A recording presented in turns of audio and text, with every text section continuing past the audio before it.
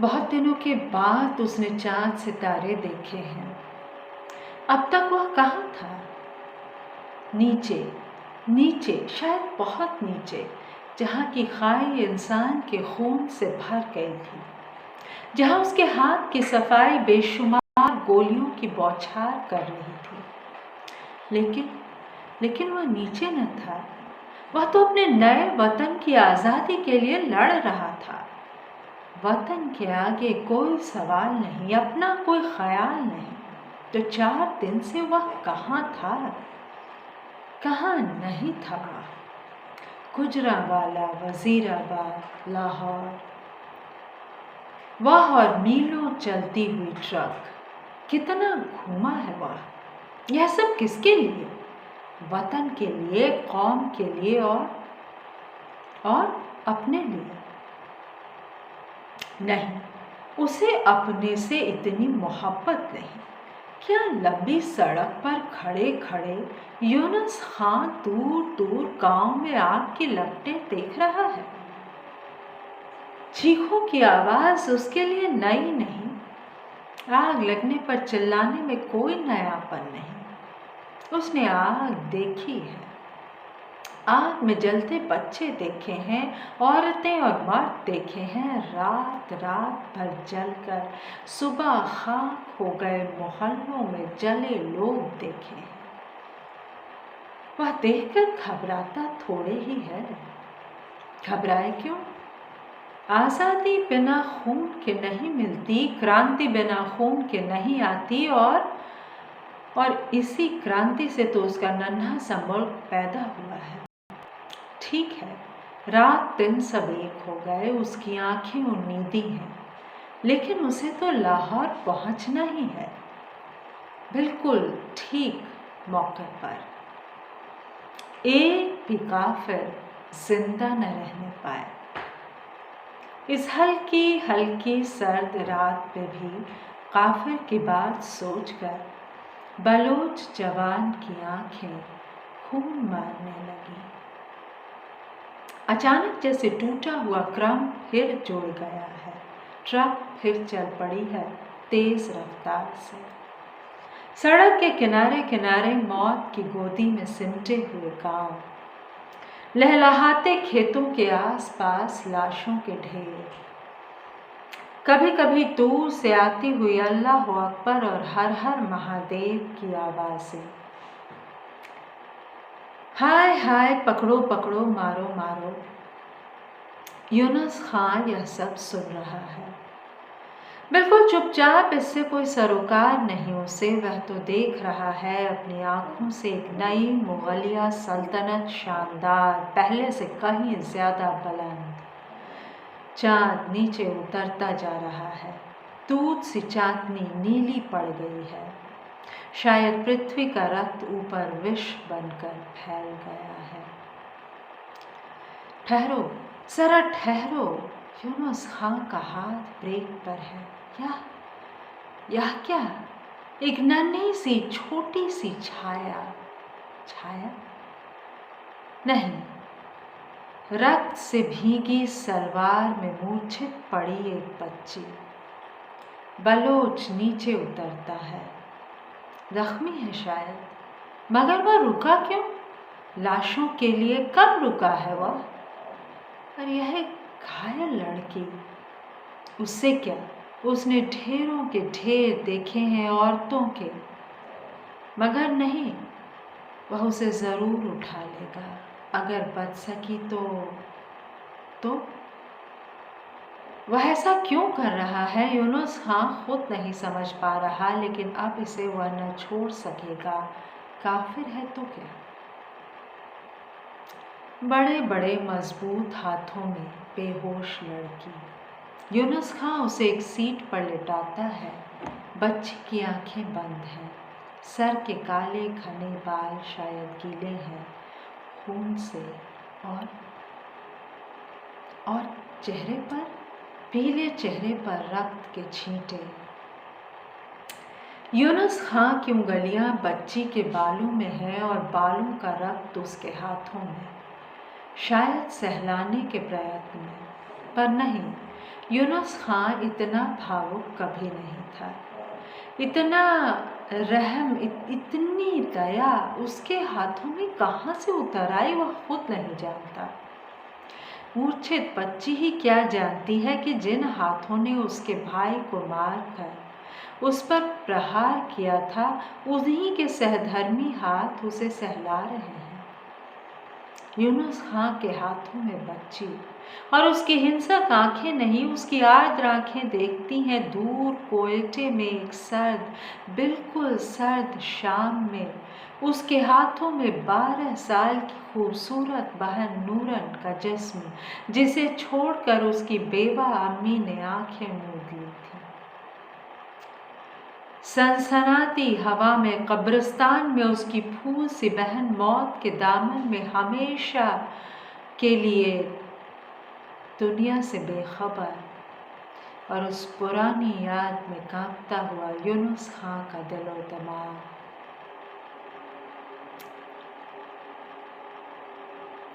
आज उसी तरह, बिल्कुल उसी तरह उसके हाथों में, मगर कहाँ है वह यूनुस खां जो कत्लेआम को दीन और ईमान समझकर 4 दिन से खून की होली खेलता रहा है? कहाँ है? कहाँ है? यूनुस खां महसूस कर रहा है कि वह हिल रहा है, वह डोल रहा है। वह कब तक सोचता जाएगा? उसे चलना चाहिए। बच्ची के जख्म और फिर एक बार फिर थपथपाकर आदर से, भीगी भीगी ममता से बच्ची को लुटा यूनुस खां सैनिक की तेजी से ट्रक स्टार्ट करता है। अचानक सूझ जाने वाले कर्तव्य की पुकार में उसे पहले पहल चल देना चाहिए था। हो सकता है यह बच्ची बच जाए। उसके जख्मों की मरहम पट्टी तेज तेज और तेज ट्रक भागी जा रही है। दिमाग सोच रहा है वह क्या है, इसी एक के लिए क्यों हजारों मर चुके हैं। यह तो लेने का देना है, वतन की लड़ाई जो है। दिल की आवाज़ है चुप रहो। इन मासूम बच्चों की इन कुर्बानियों का आज़ादी के खून से क्या ताल्लुक। और नन्ही बच्ची बेहोश बेखबर।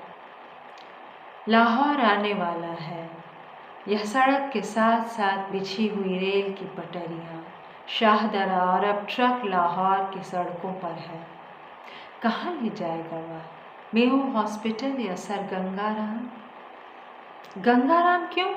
यूनुस खां चौंकता है। वह क्या उसे लौटाने जा रहा है? नहीं नहीं, वह उसे अपने पास रखेगा। ट्रक मेयो हॉस्पिटल के सामने जा रुकती है और कुछ क्षण बाद बलोच चिंता के स्वर में डॉक्टर से कह रहा है, डॉक्टर जैसे भी हो ठीक कर दो, इसे सही सलामत चाहता हूँ मैं। और फिर उत्तेजित होकर डॉक्टर डॉक्टर, उसकी आवाज़ संयत नहीं रहती। हाँ हाँ, पूरी कोशिश करेंगे इसे ठीक करने की। बच्ची हॉस्पिटल में पड़ी है। यूनुस खां अपनी ड्यूटी पर है, मगर कुछ अनमना सा हैरान फिक्रमंद पेट्रोल कर रहा है। लाहौर की बड़ी बड़ी सड़कों पर कहीं कहीं रात की लगी हुई आग से धुआं निकल रहा है। कभी कभी डरे हुए सहमे हुए लोगों की टोलियां कुछ फौजियों के साथ नजर आती हैं। कहीं उसके अपने साथी शोहदों के टोलों को इशारा करके हंस रहे हैं। कहीं कूड़ा करकट की तरह आदमियों की लाशें पड़ी हैं। कहीं उजाड़ पड़ी सड़कों पर नंगी औरतें, बीच बीच में नारे नारे और ऊंचे। और यूनुस खां, जिसके हाथ कल तक खूब चल रहे थे, आज शिथिल है। शाम को लौटते हुए जल्दी जल्दी कदम भरता है। वह अस्पताल नहीं, जैसे घर जा रहा है। एक अपरिचित बच्ची के लिए क्यों घबराहट है उसे? वह लड़की मुसलमान नहीं, हिंदू है, हिंदू है। दरवाजे से पलंग तक जाना उसे दूर, बहुत दूर जाना लग रहा है। लंबे लंबे टक। लोहे के पलंग पर बच्ची लेटी है, सफ़ेद पट्टियों से बंधा सिर। किसी भयानक दृश्य की कल्पना से आंखें अब भी बंद हैं। सुंदर से भोले मुख पर डर की भयावनी छाया।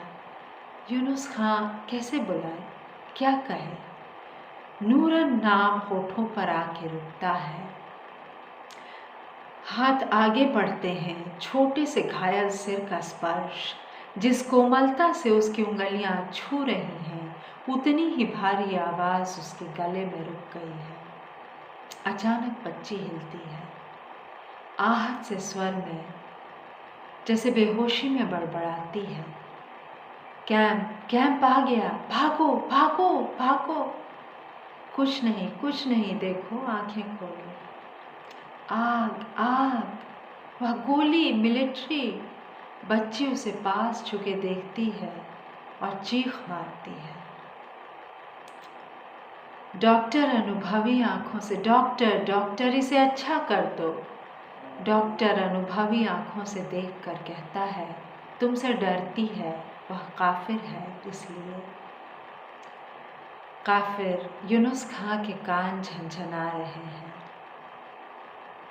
काफिर काफिर, क्यों बचाया जाए इसे। कुछ नहीं, मैं इसे अपने पास रखूंगा।